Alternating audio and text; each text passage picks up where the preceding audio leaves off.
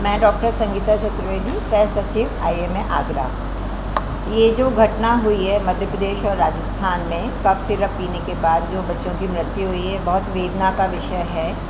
But ये भी एक बहुत बड़ी वेदना है कि डॉक्टर को गिरफ्तार किया गया है ना। इस की जांच तो बिल्कुल होना चाहिए, लेकिन जांच में बहुत सारे पहलू हैं और जांच के बहुत सारे स्टेप्स हैं और बहुत सारे स्तर पे जांच होनी चाहिए। तो एक डॉक्टर को ही बलि का बकरा क्यों बनाया गया है?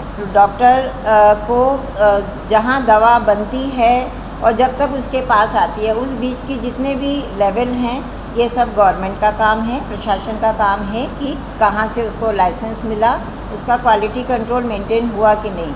इवन दवा बनने के बाद भी ट्रांसपोर्टेशन एंड स्टोरेज ये भी बहुत मायने रखते हैं। यदि आपने टेम्परेचर कंट्रोल नहीं किया या सन रेस से उसका एक्सपोजर हो रहा है, दवा की क्वालिटी चेंज होती है।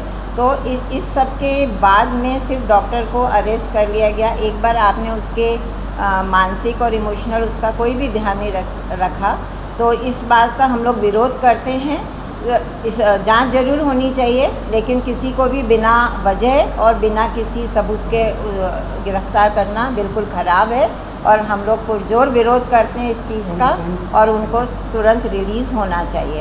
एंड दूसरा, पब्लिक से भी आह्वान है कि क्वालिफाइड डॉक्टर से ही दवा लें। जो दवा दे रहे हैं उन पे बहस ना करें, है ना।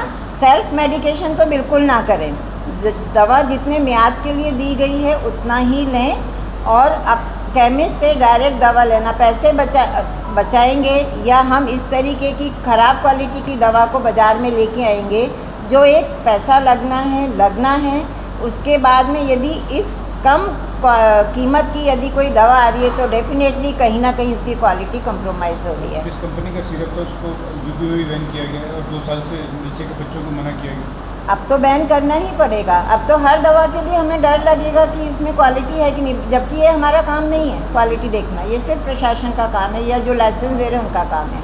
तो इस